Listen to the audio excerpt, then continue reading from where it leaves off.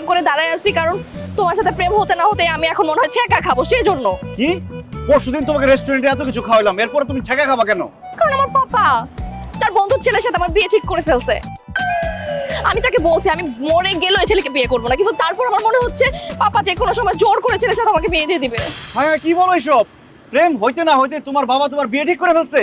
এই জন্য আমি তোমাকে বলছিলাম যে প্রেম করব না, কিন্তু তারপর জোর করে তুমি আমাকে তোমার প্রেমে ফালাইছো। এখন আমার মন তো আমি তোমাকে দিয়ে দিছি, এটা তো আমি ফেরত নিতে পারবো না।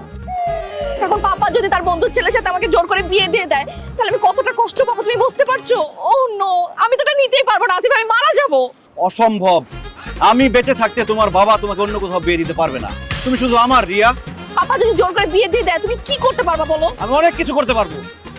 আমি তো ভেবেছিলাম তোমার সাথে প্রেম করতেছি, কয়েকদিন প্রেম করব, মোজমাস্তি করব, এরপর তোমার বাবাকে সাইজ করে তোমাকে বিয়ে করে ফেলবো। এখন যেহেতু তোমার বাবা তার বন্ধুর ছেলের সাথে তোমার বিয়ে ঠিক করে ফেলছে, আর নয় দেরি, সাইজটাকে এখনই করব আমি। সাইজ করবা মানে?